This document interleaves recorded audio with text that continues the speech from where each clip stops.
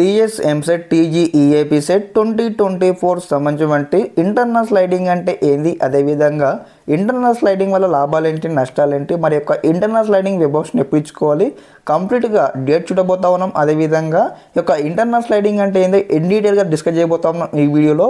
ప్రతి ఒక్క స్టూడెంట్స్ అయితే ముందుగా వీడియోకి లైక్ చేసి ఛానల్గా సబ్స్క్రైబ్ చేసుకొని మీకు ఈ విధంగానే స్టెప్ బై స్టెప్ అయితే కంప్లీట్ గైడెన్స్ అయితే వస్తూ ఉంటాయి మన ఛానల్ తరఫు నుంచి. మనం చూసుకున్నట్టయితే కౌన్సిలింగ్ డీటెయిల్ నోటిఫికేషన్ పీడిఎఫ్లో ఉన్నాము.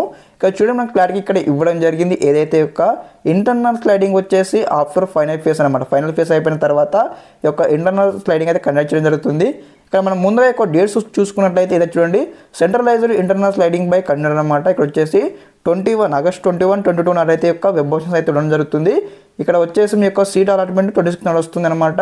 అదేవిధంగా ఈ యొక్క సెల్ఫ్ రిపోర్టింగ్, అదేవిధంగా కాలేజ్ జాయినింగ్ వచ్చేసి 27, 28 అనమాట. ఓకే, ఫస్ట్ ఆఫ్ ఆల్ వచ్చేసి యొక్క ఇంటర్నల్ స్లైడింగ్ అంటే తెలుసుకుందాం. ఓకే, ఇక్కడ ఇంటర్నల్ స్లైడింగ్ అంటే ఏమిటి చూడండి, excising option for internal sliding to other branches with in the college అనమాట. అంటే మీకు ఏ కలర్ సీట్ వచ్చిందో ఆ కాలేజ్లో మీకు ఫర్ ఎగ్జాంపుల్ ఇక్కడ మీకు త్రిబుల్ వచ్చింది, త్రిబుల్ నుంచి మీరు సిఎస్సికి మారాలనుకుంటున్నారు అనుకో, అంటే మీకు త్రిబుల్ నచ్చలేదు అంటే కాలేజ్ నచ్చింది కానీ మీకు బ్రాంచ్ నచ్చకపోతే ఒక బ్రాంచ్ నుంచి మరొక బ్రాంచ్కి అయితే మనం అయితే మారవచ్చు. మరి దీనికి కూడా మనం ఏ విధంగా ఉంటుందంటే ప్రాసెస్ అనమాట.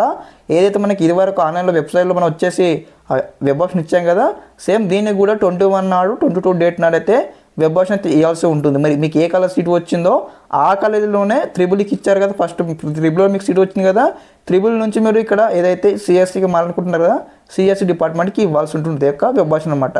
మరి ఖచ్చితంగా యొక్క ఇంటర్నల్ స్లైడింగ్ వల్ల ఖచ్చితంగా సీట్ వస్తుందంటే it is totally depending upon the 50-50 chances అనమాట. లైక్ ఏ విధంగా అంటే మరి మీరు త్రిబుల్ నుంచి సిఎస్సికి మారాలనుకుంటున్నారు. ఓకే, ఒక బ్రాంచ్ నుంచి ఒక బ్రాంచ్కి మీరు మారాలనుకుంటున్నారు. మీరు ఏదైతే మారాలనుకున్న బ్రాంచ్లో మరి సీటు ఉన్నాయో లేవో మనకి తెలుసుకోవాలి కదా.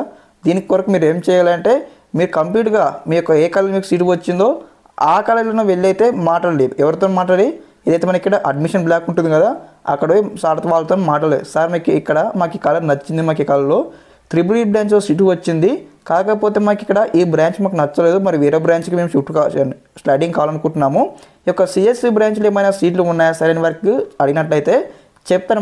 ఎంతో కొంత మీకు ఇన్ఫర్మేషన్ ఇస్తారు. ఇక్కడ మనకు ఒక 5 సీట్లు ఉన్నాయి, 10 సీట్లు మీకు ఏదో చెప్తారు. చెప్పినట్లయితే ఏం చేస్తారంటే ఏదైతే 21 నాడు 22 డేట్ నాడు మీరు వచ్చేసి వెబ్సైట్ వచ్చేసి వెబ్ ఆప్షన్ ఇవ్వాల్సి ఉంటుంది వేరే బ్రాంచ్కి. మీకు ఏ కాలేజ్ సీట్ వచ్చిందో ఆ కాలేజీ కానీ వేరే బ్రాంచ్కి మీరు వెబ్ ఆప్షన్ ఇవ్వాలి. ఓకే, ఇది ఒకటి అనమాట. మరి మీరు ఎప్పుడు వెళ్ళాలి కాలేజీకి అంటే మనకి ఇక్కడ 21, 22 నాడు ఉంది కదా ఈ యొక్క వెబ్ ఆప్షన్ ఇచ్చుడు, మీరు ముందుగానే 20 రోజు 19th రోజు వెళ్ళేసి మీ కాలేజీకి ఏ కాలేజ్ సీట్ వచ్చిందో వెళ్ళేసి మీరు అడగాలన్నమాట. తెలుసుకోవాలి పోయి సార్ మాకు ఇక్కడ ఇంటర్నల్ స్లైడింగ్ కావాలి, సీట్స్ ఉన్నాయా లేవని అడిగినట్టయితే మీకు సీట్ వచ్చే అవకాశం ఉంటుందన్నమాట. ఓకే, అదేవిధంగా నెక్స్ట్ వచ్చేసి మరి మీకు సీటు వచ్చినట్టు ఏదైతే 26th ఆగస్ట్ అనేది తెలుస్తుందన్నమాట.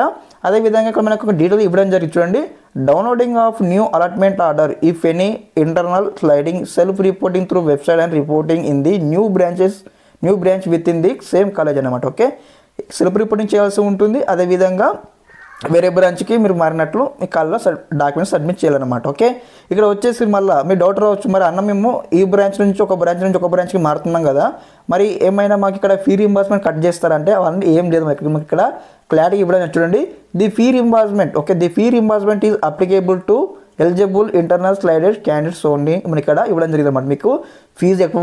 మీకు ఫీజు ఎక్కువ కట్టమని కానీ అదేవిధంగా మీకు ఏదైతే ఫీ రీంబర్స్మెంట్ కట్టు కానీ అలాంటివి ఉండవన్నమాట మీకు. అంటే దీనివల్ల మీరు ఏదనుకుంటున్నా మీరు అనుకున్న బ్రాంచ్కి మారడానికి సీట్లు ఉంటే మారవచ్చు. ఓకే, ఇదొకటి లాభం అనొచ్చు.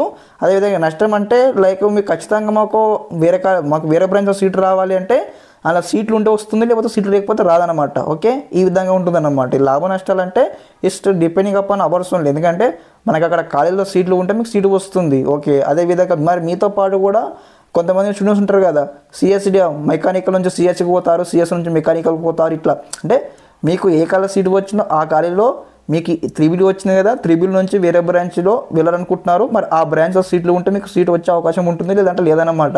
మరి సీట్ రాకపోతే మరి క్యాన్సిల్ అవుతున్న సీట్ అంటే క్యాన్సిలేషన్ ఉండదు, ఏముండదు. మీకు ఏ సీటు వచ్చిందో ఫస్ట్ ఫేజ్ కావచ్చు, సెకండ్ ఫేజ్ కావచ్చు, ఫైనల్ ఫేజ్ కావచ్చు, అవే సీట్లు మీకు ఉంటాయన్నమాట. ఎటువంటి చేంజెస్ ఉండదన్నమాట. ఇన్ కేస్ మీకు ఇంటర్నల్ స్లైడింగ్లో సీటు వచ్చినట్లయితేనే చేంజ్ అవుతుంది, మీ ఒక బ్రాంచ్లో ఒక బ్రాంచ్కి మారుతారు కానీ కాకపోతే సేమ్ ఉంటుంది అనమాట. ఓకే, యాస్టీస్గా ఈ విధంగా ఉంటుంది ప్రాసెస్ అనమాట. ఈ యొక్క ఇన్ఫర్మేషన్ మీకు ఎంత కొంత యూజ్ అవుతుందని వీడియో ముంగడికి రావడం జరిగింది. అదేవిధంగా మీకు ఏమైనా డౌట్స్ కానీ క్వైరీస్ కానీ ఉన్నట్టయితే ఒకసారి కామెంట్ సెక్షన్లో కామెంట్ చేయండి. స్టెప్ బై స్టెప్ అయితే మీ ఒక కామెంట్ చదివి కూడా మళ్ళీ ఈ విధంగానే రిప్లై వీడియోతో ముందుకు వస్తాను. Okay, thanks for watching this video.